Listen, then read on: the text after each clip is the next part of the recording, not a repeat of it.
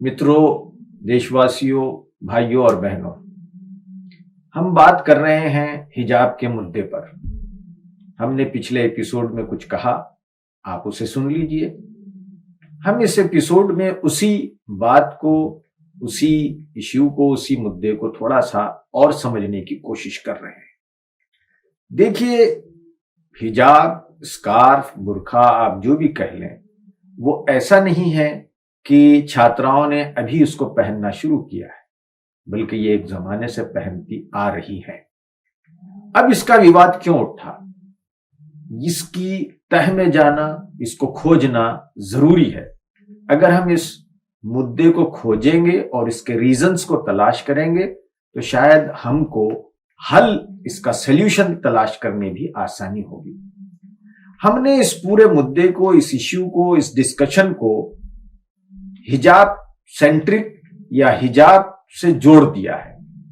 मेरे ख्याल में ये प्रॉब्लम या ये इश्यू हिजाब का नहीं है, बल्कि ये इश्यू एक मानसिकता का है। और वो मानसिकता ये है कि इस देश में जबरदस्त नफरत फैलाई जा रही है।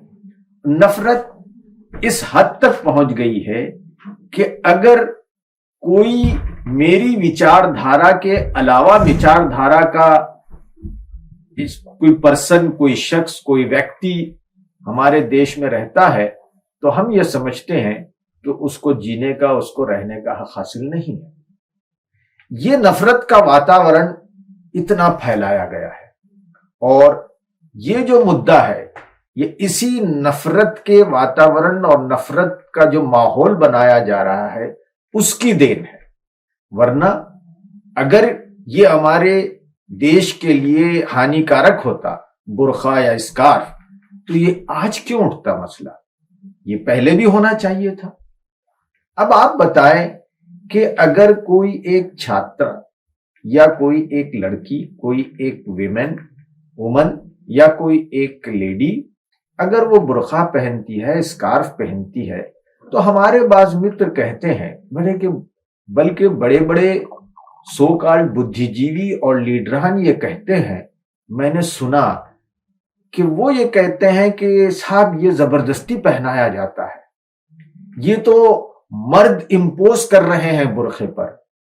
मैं सिंपल सा सवाल करता हूं कि आज औरतों को, आज हमारी बहनों को हमारे लीगल सिस्टम ने इतना एम्पावर किया है कि अगर समाज, फैमिली, उनका हस्बैंड उन पर कोई जुल्म करता है और उन पर जबरदस्ती करता है तो वो कोर्ट जा सकती है, वो अपने राइट को हासिल करने के लिए लड़ सकती हैं।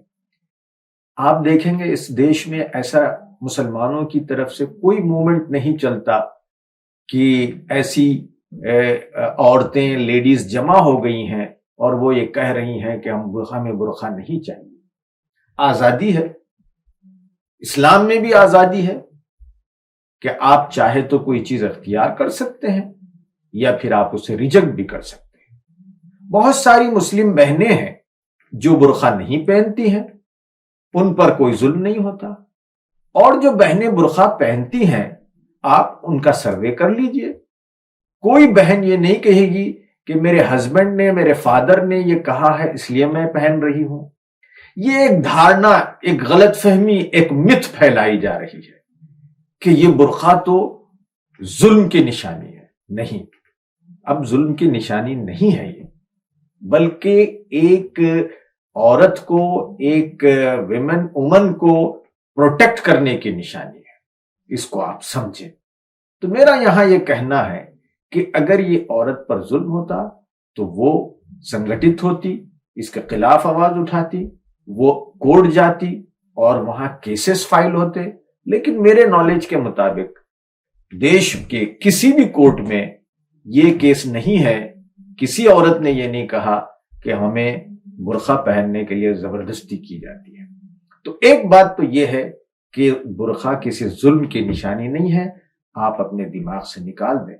ये चादर है जो औरत, जो एक खातून या एक लेडी اپنی ماڈesٹی کو پروٹیکٹ کرنے کے لیے اختیار کرتی ہے، اس کے اپنی انڈرسٹینڈنگ کے مطابق۔ اس کا مطلب یہ نہیں ہے کہ جو برقع نہیں کرتی ہیں وہ اپنی ماڈesٹی کو پروٹیکٹ نہیں کر رہی ہیں، یہ ایک اپنا اپنا وچار کا معاملہ ہے، تو انہیں آزادی ہے، وہ کر رہی ہیں۔ اب بات یہ پیدا ہوتی ہے کہ ان کی آزادی میں ہم کیوں دخل دیں، اور انہوں نے جو چیز کو اختیار کیا ہے، قبول کیا ہے، ایکسپٹ کیا ہے، اس کو ہم کیوں ریجیکٹ کریں؟ تو یہ ایک بڑا سوال ہے، اس کو بھی سمجھنے کی ضرورت ہے۔